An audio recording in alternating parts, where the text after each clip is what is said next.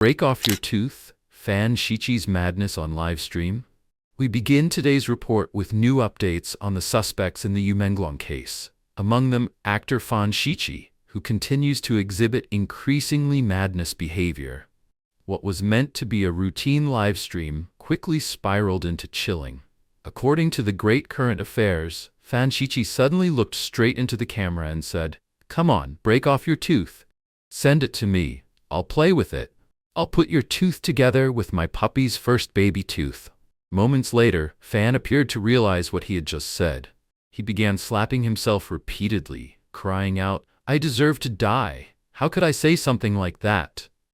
The footage was filled with indescribable madness and eeriness.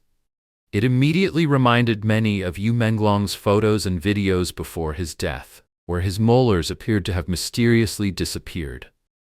This wasn't the first time Fan's behavior raised eyebrows. In our December 16th episode, we reported that Fan Shiqi posted a video of himself performing a bizarre dance. Netizens are now questioning whether he's truly lost his mind or just pretending to be insane. Furthermore, in a previous livestream, a fan had casually asked, "Do you eat kueyachi?" The term kueyachi refers to a harmless Hunan snack whose name literally means missing teeth. Fan Shiqi exploded in rage, attacking the fan verbally in an extreme and baffling overreaction. Only later, realizing it was a misunderstanding, did he rush to apologize. The incident has left many wondering, if Fan Shiqi truly has nothing to hide, why is he so terrified of the words missing teeth?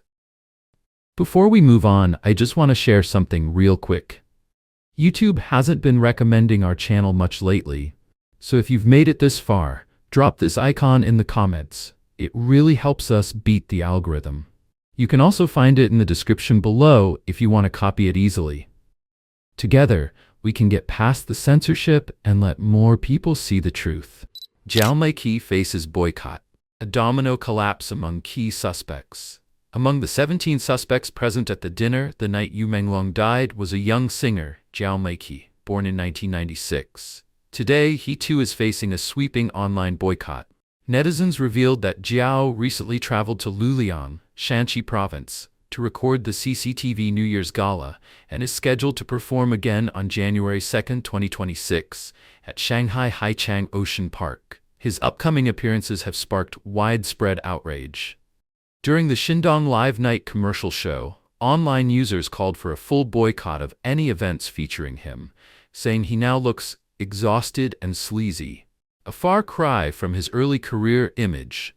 Some also filed formal complaints to government authorities and accused MAIQI of having a violent past and being a disgraced artist unworthy of the stage. They are demanding that his performance qualifications be revoked. But MAIQI isn't the only one whose life has unraveled. Other figures connected to the case appear to be facing their own reckoning, at least if recent tarot readings from several spiritual channels are to be believed. About Song Yiren. Outwardly, she showcases glamorous trips abroad, but the cards suggest it's all a facade. Since the Yu Menglong case, her career, reputation, and finances have all collapsed. Haunted by fear, she reportedly turns to spiritual rituals seeking peace of mind. She wishes to leave China, yet remains trapped in a web of interests. Escaping would mean losing her last protection. The tarot warns, her struggle may ultimately backfire. About Guangguang, also known as Li Ming, described as a hard realist who treats money as a universal solution, he leverages wealth as a bargaining chip in every negotiation. Though still enjoying temporary success, the cards warn that his lack of compassion will bring a brutally karmic downfall. About Gao Taiyu. As reported in our December 13 broadcast, he allegedly defrauded Yu Menglong of 2 million RMB, about 284,000 USD. He now lives in deep insecurity and fear, forced to appease powerful men in the industry, even reducing himself to a decorative pawn. Every move he makes is a calculated effort to survive, as he teeters on the edge of collapse. And Lin Beichuan, a self-proclaimed red descendant, is one of the few who dared to speak publicly for Yu Menglong. For that, his accounts were banned, he was interrogated, and rumors claim he was reassigned to a high-casualty military unit. According to the tarot, he endured a severe breakdown and is now isolated in a restricted environment, struggling to request a meeting with someone. The chances of success are slim, but there is one piece of good news. The cards suggest he is still alive. The tarot reader concluded with a message that resonates beyond the case itself. No matter how intricate or well-staged the play appears, the truth will, in time, find its way into the light. The painting, the code, and the cry for help of Yu Menglong revealed. Next, netizens unearthed an old video of Yu Menglong in which he painted a picture and asked viewers, "Guess what this is?" In the end, he revealed the answer. It was a portrait of his two pet dogs, Fuli and Ham. However, sharp-eyed longtime fans noticed something unusual. The painting's style was completely different from the one he had drawn of the same dog back in 2015. Some even pointed out that within the artwork, the number 110, China's police emergency hotline, appeared to be subtly hidden. Adding to the unease, the audio in that video sounded unnaturally hollow and echoing. Nothing like it was recorded at home. This detail aligns with our earlier report suggesting that Yu Menglong may have been held in the basement of the 798 Cube, or JIAO Art Museum, where the gray walls perfectly match those seen in a photo he once posted from the site. In his final live stream, Yu Menglong was reportedly seen making a hand gesture resembling the SOS signal 540. Netizens later analyzed that he recited what appeared to be a hidden head poem, saying, "Today the weather isn't good, the sky is dark, remember to bring an umbrella. I'm learning magic, death can be an art." When taking the first characters of each line, the message reads, "Today they want me dead." Some clips even suggest that he softly whispered, "Save me," or "Help me." Altogether, these clues are believed to be Yu Menglong's coded cries for help. Sadly, they were only recognized after his tragic death. Life sentence for Jimmy Lai. Gao Zhisheng reportedly executed. Xi Jinping's blood debt deepens. On December 15, the Hong Kong court found Jimmy Lai, founder of Next Digital Group, guilty of 3 national security charges, including conspiracy to collude with foreign forces. The ruling carries a possible life sentence. According to overseas reports, U.S. President Donald Trump expressed deep regret, noting that he had previously asked Xi Jinping to release Lai. International observers condemned the verdict as a political act of intimidation, a gangster move meant to silence truth-tellers. In an exclusive interview with Vision Times, Australian-based legal scholar Professor Yuan Hongbing, who was once a drinking buddy of Xi Jinping back when Xi was just a mid-level official, described Lai as a hero of democracy and a man of rare integrity. Yuan recalled that Lai could have fled Hong Kong, but chose instead to stay, offering his freedom and life as a sacrifice for Hong Kong's democracy. Yuan called the charges baseless and the verdict a barbaric act that reflects the full gangsterization of Xi Jinping's regime. According to Yuan, Xi Jinping's regime has completely become rogue, as the CCP's transformation into a mafia-style organization is now evident across every level of government. In foreign affairs, Chinese diplomats compete to show wolf warrior aggression. He pointed to Ambassador Liu She's arrogant remarks on European sovereignty, the Osaka Consul General's shocking threat to cut off the Japanese Prime Minister's filthy neck, and the cold, hostile demeanor of female spokespersons at the Foreign and Taiwan Affairs offices. Even China's representatives at the United Nations, Yuan noted, appear more like gang enforcers than diplomats. But the problem, Yuan warned, runs far deeper. Inside China, senior officials, from Xi Jinping down to his loyalists, including Kai Chi, Secretary of the Secretariat of the CCP, Zhang Yuxia, Vice Chairman of the Central Military Commission, Premier Li Qiang, Li Shi, Secretary of the Central Commission for Discipline Inspection, Zhang Shengmin, Secretary of the Commission for Discipline Inspection of the Central Military Commission, and Minister of Public Security Wang Xiaohong, have adopted the same street thug style. During internal meetings, they berate subordinates with crude, violent language, displaying what Yuan Hongbing called the aesthetics of mob brutality. The culture, he said, starts from the top. Officials now believe that to rise under Xi, they must show the ruthless loyalty of executioners who lick blood from the knife. This is a direct and major cause of the gangsterization and violence that now dominate the CCP's officialdom. According to scholar Yuan, this descent into political thuggery traces back to Xi Jinping's own past. Growing up amid the chaos of the Cultural Revolution, Xi absorbed the mentality of a street bully. Once in power, Yuan said, Xi's personal temperament shaped the regime's entire governing style, fusing political control with organized crime methods. The cruelty of this system, Yuan concluded, is most visible in how it destroys both internal rivals and external dissidents.